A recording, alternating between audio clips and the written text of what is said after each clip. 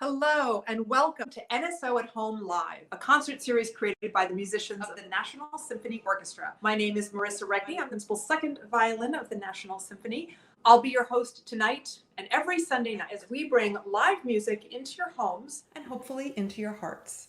Happy New Year and good riddance 2020. That was a compilation of some of my intros during the first 8 months of our show. And so tonight we're doing part 2 of our retrospective. We thought it would be fun to look back on these 8 months together and showcase some of the extraordinary performances by our NSO musicians. I have to say, one of the silver linings of this very strange year has been sharing this show with all of you. So I'm looking forward to revisiting some of these terrific performances by my colleagues in the orchestra. And we're going to kick things off with Angie Cho. She is a relatively new violinist to the National Symphony Orchestra. And this past summer, she was joined by her husband, Andrew Eng. He's a violinist and violist.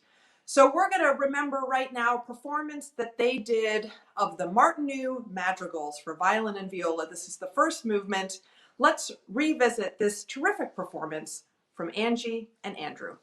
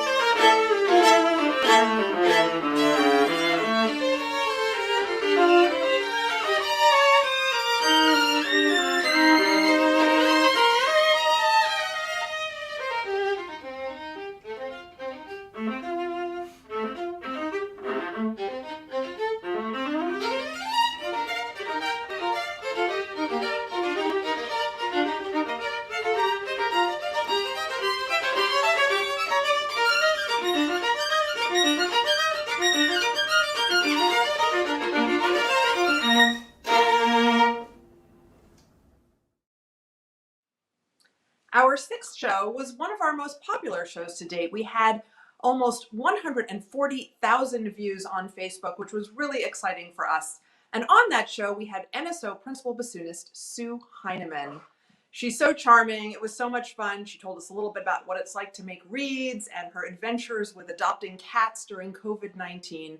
And she also shared with us this delightful piece called Streets of Laredo by John Steinmetz. So let's look back on Sue playing the Streets of Laredo.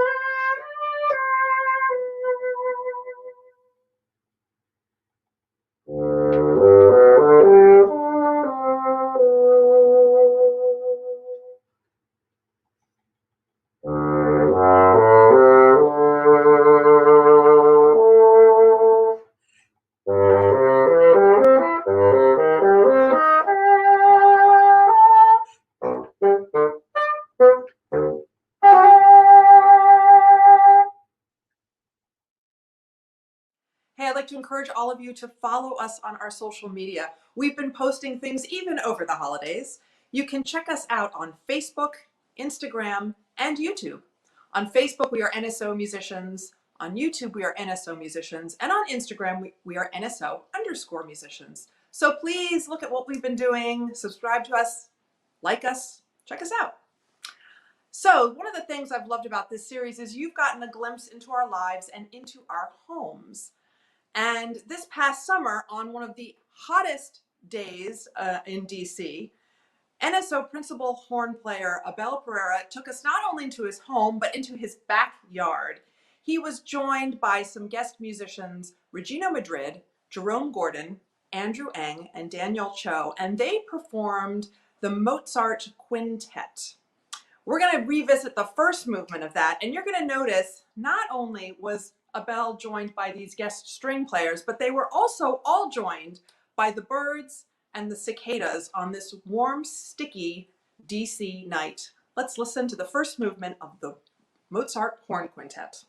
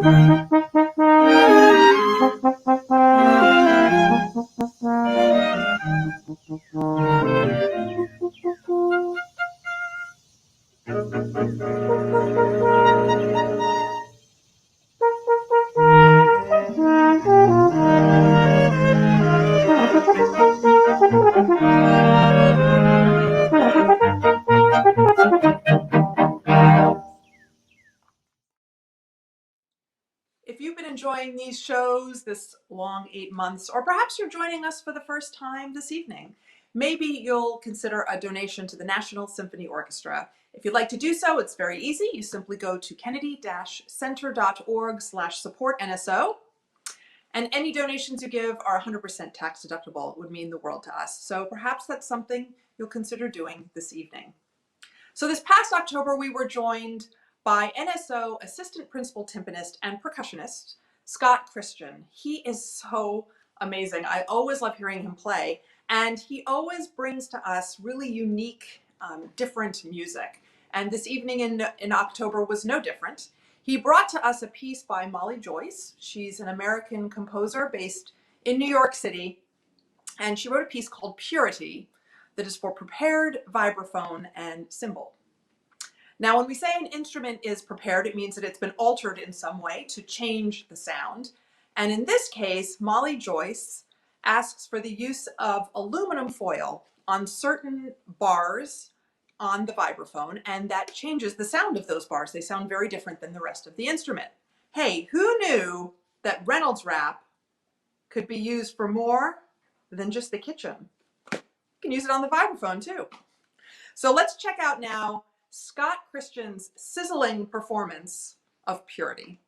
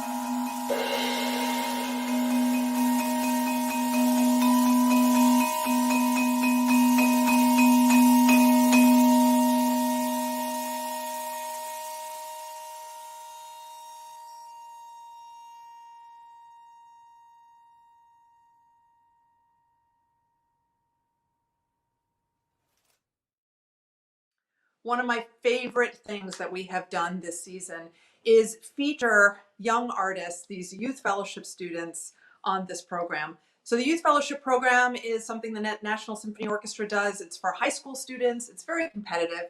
And these young students come and study with members of the orchestra, but they also get to study chamber music, and they observe our orchestra rehearsals and play with us from time to time in the orchestra.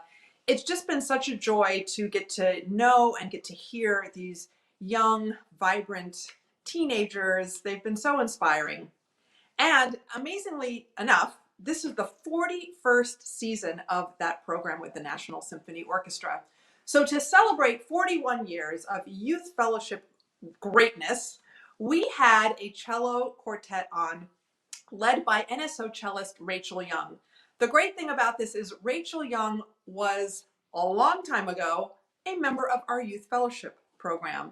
Now she, of course, is flourishing in her profession, and she's also an incredible mentor and teacher to so many young artists, including the people that were on the show with her. So she had Eleanor Aranen playing. She's a current youth fellowship student studying with Rachel.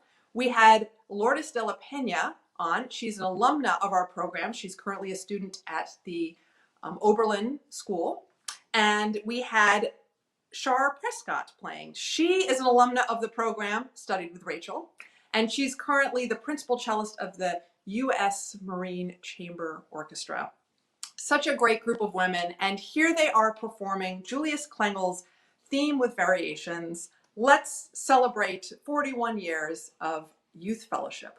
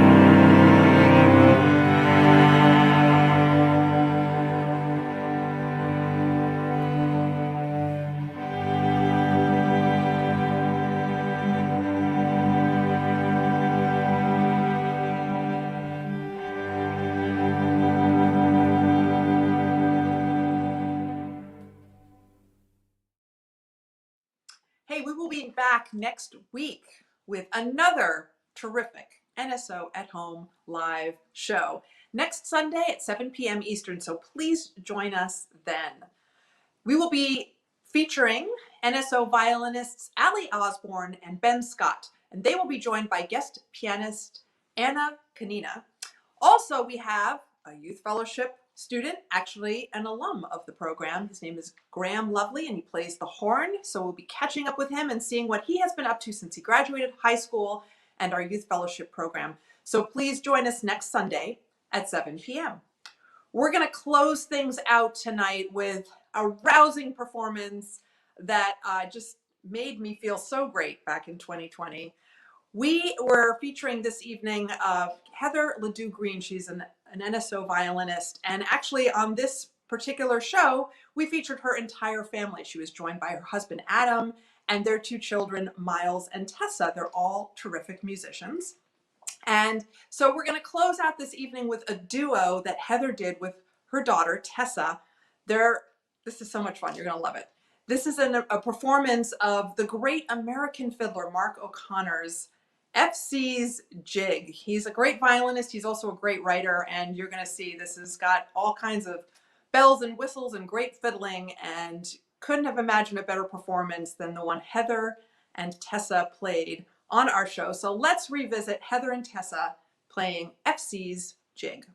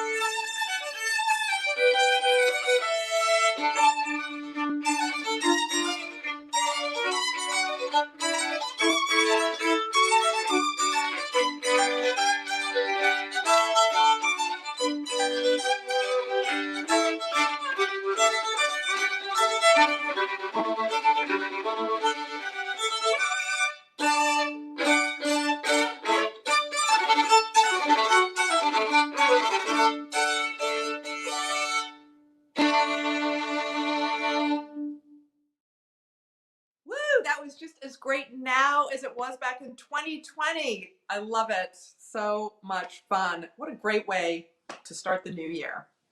Well, that is it for us this evening. I hope you've enjoyed looking back on these wonderful performances as much as I have. And we look forward to seeing you next week. Just a couple of reminders.